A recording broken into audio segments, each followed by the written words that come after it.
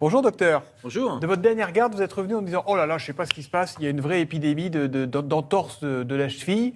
Donc vous avez voulu nous en parler, même si à ma connaissance, l'entorse, ce n'est pas un virus, une épidémie Non, d'entorse. c'était une épidémie. Non, mais c'est vrai que dimanche, on a vu débarquer un certain nombre de patients. Je ne sais pas s'il faisait beau, pas mal de femmes qui mettaient des talons hauts, moins d'habitude, je ne sais pas. Le post-confinement, on a perdu l'habitude de marcher, particulièrement Voilà, ça sur les commence à trottoirs dater. parisiens. Ouais. J'ai juste ça comme ça.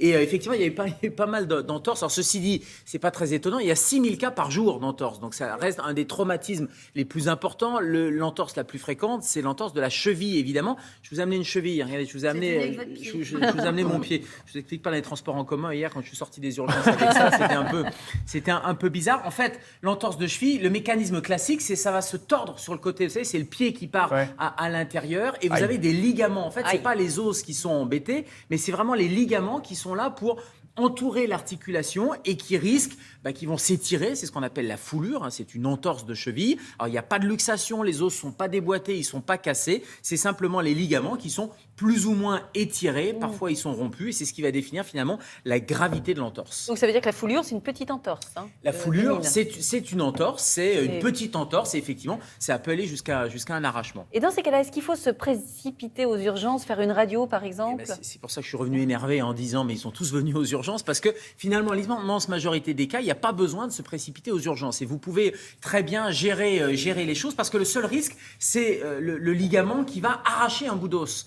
Et ça, on peut le déterminer un peu alors soi-même, soit à la pharmacie, soit en tout cas avec un autre interlocuteur que les urgences parce qu'il n'y a pas forcément besoin d'une radio. Il y a besoin d'une radio quand vous avez des critères qu'on appelle les critères d'Ottawa. C'est très codifié ces critères-là. C'est vous avez moins de 18 ans, pourquoi? Parce que les os sont plus fragiles, donc vous risquez cet arrachement osseux, ou plus de 55 ans, pourquoi? Parce qu'il y a la ménopause et on sait que c'est une fragilité osseuse. Oh, non, vous avez largement moins de 55 ans. Quand il y a une impossibilité à faire 4 pas par terre, généralement vous n'arrivez pas à marcher. Avec les deux là, pas, effectivement, vous n'arrivez pas à poser votre pied par terre. Là, il faut aller faire une radio. Ou quand il y a une douleur à la palpation des os, c'est-à-dire que vous allez palper un de ces finalement critères les ou os. c'est les trois à la fois pour y aller? Alors, c'est un de ces critères, moins de 18 ans ou l'impossibilité de marcher en appui ou la douleur à la palpation. Là, si on vous file avez aux urgences. un de ces critères, on file aux urgences ou chez son médecin ou chez le radiologue parce que pour faire des radios, il n'y a pas forcément que les urgences, il y a aussi le radiologue. Vous pouvez très bien aller faire une radio, c'est pas nécessairement les urgences. Mais par exemple, Julien, on imagine, vous faites un match de rugby, je ne sais pas ce que vous faites comme sport, allez, on imagine le rugby,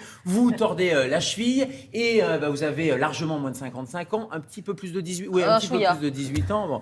Vous, généralement, vous boitez, vous arrivez bon an, mal an à poser le pied par terre et il n'y a pas de douleur à la palpation. Alors, il y a une douleur évidemment sur le ligament, mais pas aux os. Finalement, il n'y a pas nécessité de faire une radio. On ne se précipite pas aux urgences. Qu'est-ce qu'on fait alors? On fait le protocole RICE, c'est le moyen mnémotechnique. En médecine, on aime bien ça. RICE, c'est quoi? C'est repos, évidemment. On arrête le match de rugby. On met de la glace. ICE, c'est poser de la glace. Alors, soit vous mettez de la glace dans un gant de toilette, dans un sac plastique pour pouvoir le mettre. Ça fait dégonfler, ça diminue la douleur. La compression, c'est de mettre une attelle. Alors, il y a des attelles en pharmacie qui sont très bien faites, qui permettent de bien maintenir la cheville. Et pareil, de comprimer, de limiter la douleur et de limiter l'œdème. Et puis, qu'est-ce qu'on fait? On va mettre la jambe en l'air. On met la jambe en l'air. Vous avez des chaussettes vertes, vous, aujourd'hui? Oui, j'ai des chaussettes vertes. Parce que le fait de mettre la jambe en l'air, ça va permettre de faire dégonfler là aussi et éviter au sang d'arriver vers l'entorse et de remonter un petit peu. Ça soulage. Et puis, vous irez voir votre médecin, mais vous n'irez pas le voir aux urgences et en urgence. Vous irez le voir, par exemple, 2-3 jours après, parce que c'est là où on verra comment ça a dégonflé. On pourra examiner la cheville et éventuellement prescrire de la kiné, parce que c'est ça le traitement. Mais en tout cas, vous avez vu le repos, c'est nécessaire. Jambe en l'air, c'est simple. Je pense à Walid, notre collaborateur, qui lui-même s'est fait une entorse. Voilà. Genou. Genou, exactement. Il vous en a parlé dans les couloirs, visiblement. Ça consulte.